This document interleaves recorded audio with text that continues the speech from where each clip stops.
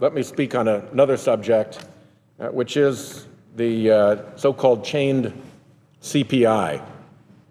Last month, the Senate approved a budget that included a blueprint for balanced and responsible deficit reduction. That budget was skillfully managed by our Budget Committee Chairman, Senator Murray. It would complete the deficit reduction needed to stabilize our nation's finances with a mix of smart spending cuts and revenue from closing wasteful tax loopholes.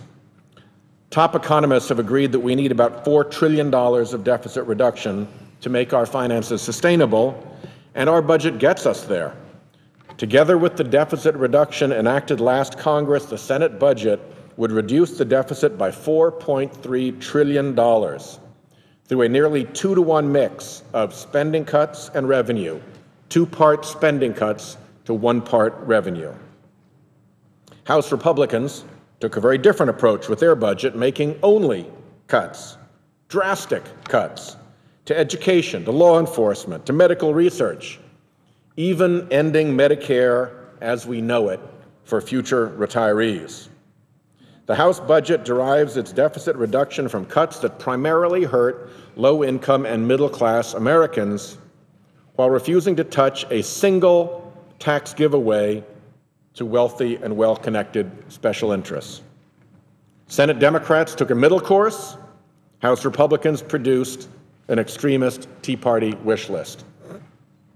In his own budget plan, President Obama included some smart provisions like investments in infrastructure and the Buffett rule for tax fairness. And I respect the president's outreach to a compromise with Republicans, but I cannot support the cuts to Social Security benefits in his plan. It is simply wrong to place the burden of deficit reduction on seniors and the disabled. Social Security, one of the fundamental pillars of the American middle class, has not contributed and will not contribute to our deficits. Social Security is fully funded by its participants through payroll taxes and cannot, by law, add to the deficit. Under current payroll tax levels, Social Security will have the funds to pay 100% of benefits until 2033. It's true that we do need to make some adjustments to ensure that full benefits can be paid beyond that date, but that task has nothing to do with deficit reduction. Even if Congress did nothing before 2033, the projected shortfall would force automatic benefit cuts, not deficit spending. So I do look forward to working with senators of both parties to ensure that Social Security remains fully solvent for generations to come. But that discussion does not belong in the unrelated debate on our nation's budget deficits. The Social Security cuts the president has proposed are not just in the wrong discussion, they are wrong themselves. To reflect inflation, Social Security recipients each year get cost of living adjustments, what we call COLAs. The president's proposal changes the formula used to make that determination, shifting to something that is called the Chained Consumer Price Index, or chained CPI. Sounds technical, sounds innocuous, but make no mistake, it's a benefit cut cloaked in technical jargon.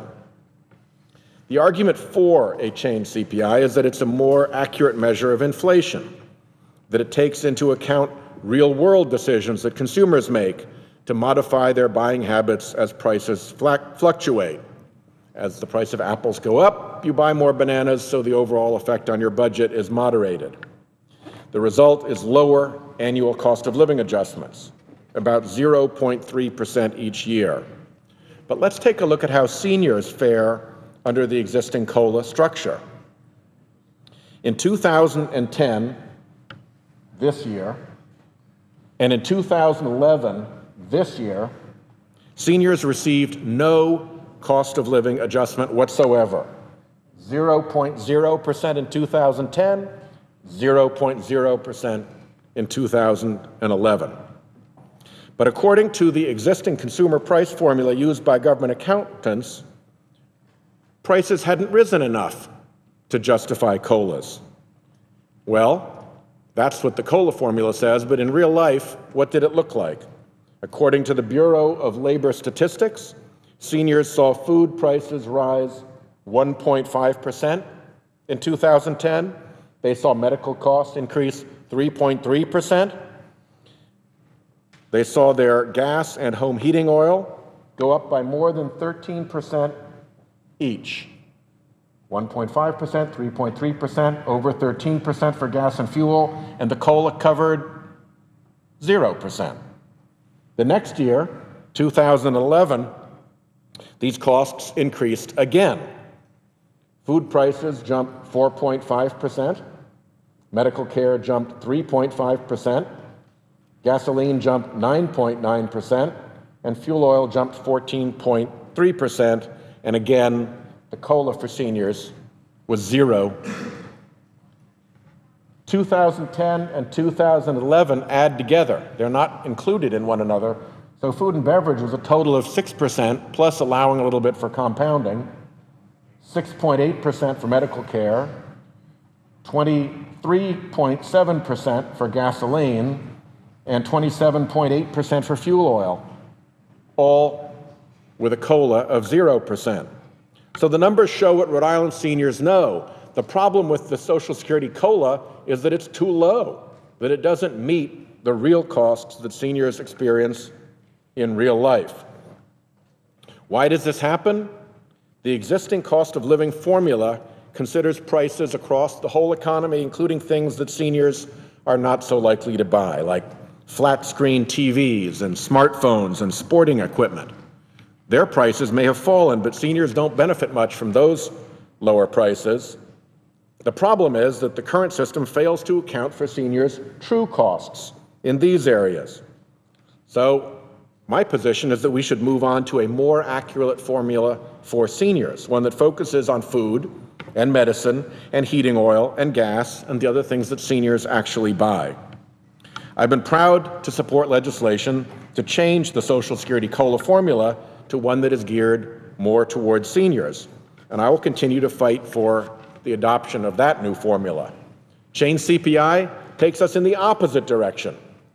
It assumes that consumers will alter the types of goods that they buy as prices rise, but seniors on fixed incomes have little ability to shift their buying habits away from these basic expenses, things like food, medical care, gasoline, and fuel oil. Hard to shift away from those things. The lower COLA that changed CPI would produce would only cut into seniors' already tight budgets and force them to bear the burden, force seniors to bear the burden of reducing deficits that Social Security had no part in creating.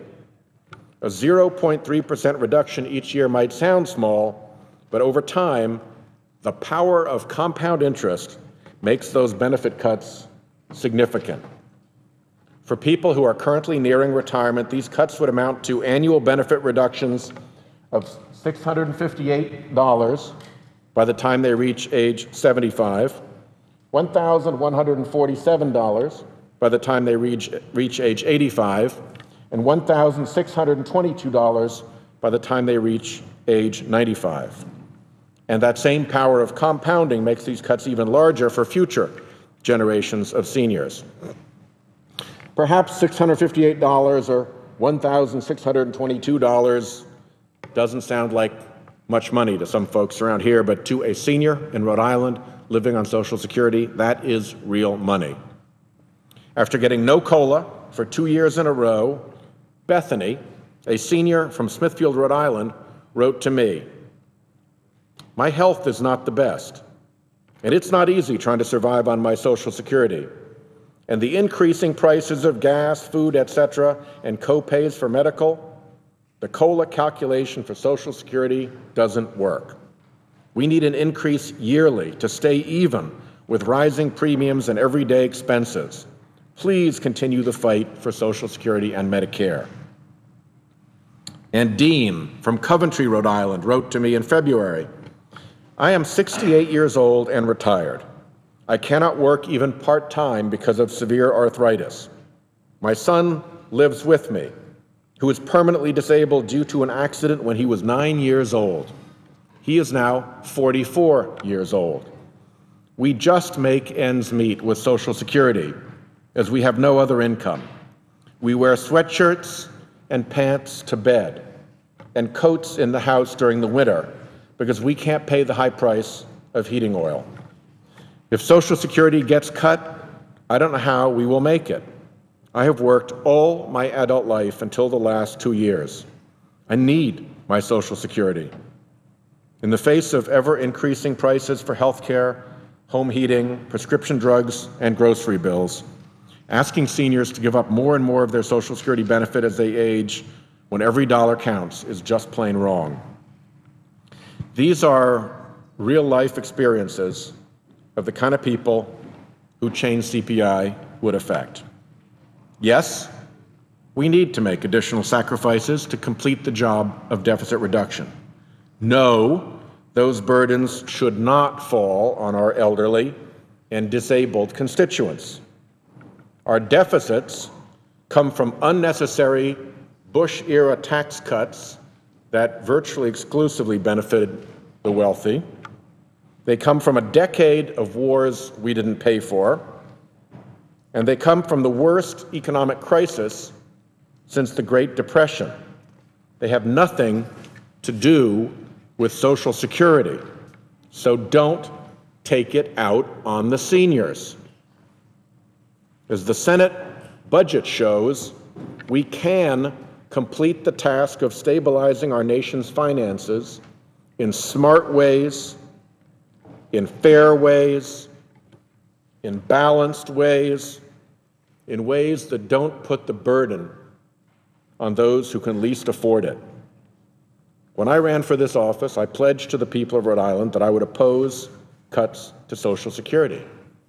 And, Mr. President, I will keep that promise.